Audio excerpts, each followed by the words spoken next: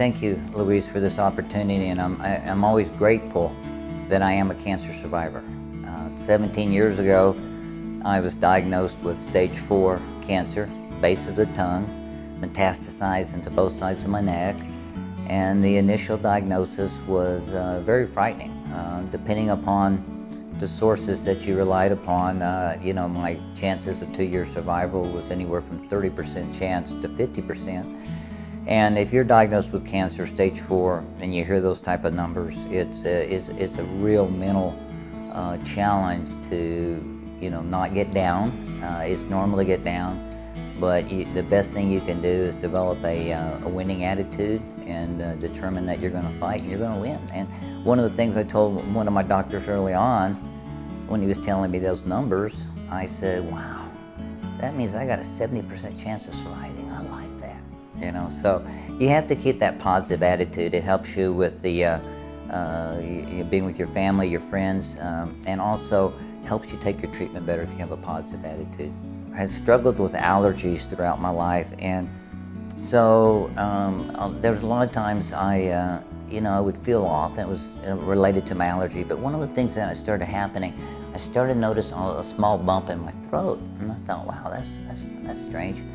So I kind of treatment right away? No, well, what I did, I just ignored it, and so for a period of a month or two, it just kept growing and growing.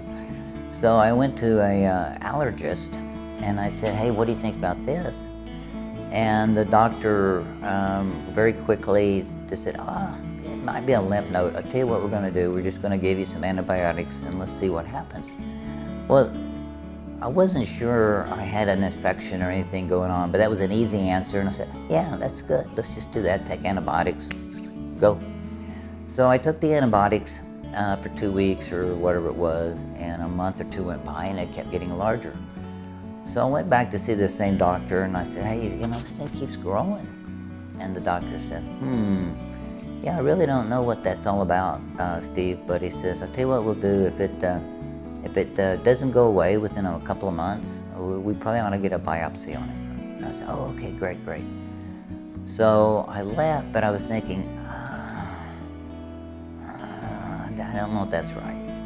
So, but I was in my comfort zone just to ignore it, so I ignored it. And finally I decided, I don't feel right, I'm gonna go see another doctor. So I went and saw a general practitioner, and he was checking over my general health, and I showed him my lump in my neck, and he said, Steve, he says, that doesn't feel right. He says, I'm going to refer you to an ear, nose, and throat, Dr. Eddie Goldman. And I said, well, I know Eddie, sure, I'll go.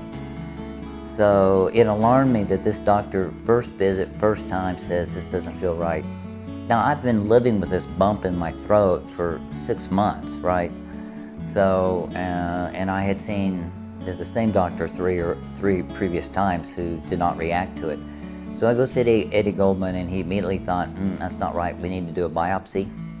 And he did a biopsy, and sure enough, it came back as a squamous cell carcinoma. And he originally diagnosed it as stage 3, but Eddie decided, because it was a very aggressive form of cancer, that he recommended I go to MD Anderson for treatment. So that's how I ended up at MD Anderson. Men by nature are very private. We kind of have this, we rub dirt on a wound. That's what we're taught as a kid. Shake it off. Don't be, feeling sorry for yourself. So men have a different psychic and mentality than women, I think. And so we're not as willing to reach out and discuss private issues. So that's very typical of me. I felt that I wasn't feeling right, but I didn't really want to alarm anybody, and so the best strategy I could develop was just ignore it. Just ignore my body, ignore the symptoms, and just push ahead. Just keep going forward, and everything's going to be okay. I've been a man my whole life, and I'm a knucklehead, and that's not a unique characteristic of men. I have worked with, now that I'm a cancer survivor, and 17 years, I've been very active, and I've literally worked with hundreds of cancer patients, and I can tell you that men, by and large, are more hesitant to proceed with checkup. They want to get things resolved quickly. They want quick answers. And I fell into that same category. Instead of following through with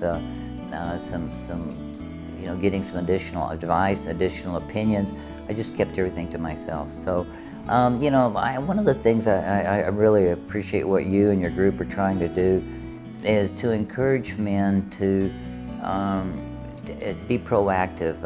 I waited till my disease was stage 4, but honestly, Louise, my cancer was found when it was stage 2, and I know for a fact that the cure rate for stage 1 and 2 cancer is over 90%.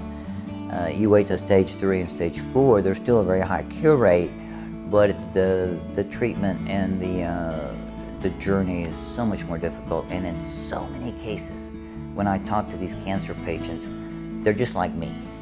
There was early warning signs, but they did what knuckleheads do: we ignored them. I am personally working with some community leaders to try to improve healthcare in El Paso, and there's so many dedicated people that are working to try to do exactly what you're talking about. We're trying to help figure out a way to make quality healthcare accessible to everybody. And there's been various projects that I've worked with, and I don't feel comfortable in quoting them because I may get them wrong, but where we have tried to reach out and encourage men. I know the Rio Grande Cancer Foundation for years had a program where they were trying to help get early diagnosis, and there is a correlation between affluency and healthcare, and that concerns us, a lot of the civic leaders. Quality healthcare needs to be available to everybody, no matter what your economic source is, and we need to get the people that aren't as privileged to be able to get early diagnosis too. Their life is just as important and valuable as anybody else's, and really and truly in the end it's good investment, because treatment early on is less expensive, and it lets a person be more productive. So, if you just want to be cold-blooded, it's a good investment. Healthcare for everybody is a really good investment. Is there anybody you'd like to thank now that we have an opportunity here? When you start trying to thank people, but a couple of people that come to my mind as local physicians. Dr. Eddie Goldman, who was very tuned in and quick to determine that something was wrong. And then Dr. Jesus Gomez, who's my local oncologist. Once you're a cancer patient, there is a higher probability you could have a recurrence. So I go for checkups every 4 to 5 months, and Dr. Gomez is a very compassionate, excellent doctor. So those are my 2 local doctors, and it's a team. The way you win a battle with cancer is with a team. So the great doctors here locally will know when they need an outside source and reference. So if you have good medical care like I did, I originally was diagnosed here locally, and then I completed my treatment here locally. But fortunately, my doctors had the wisdom to bring in an ally.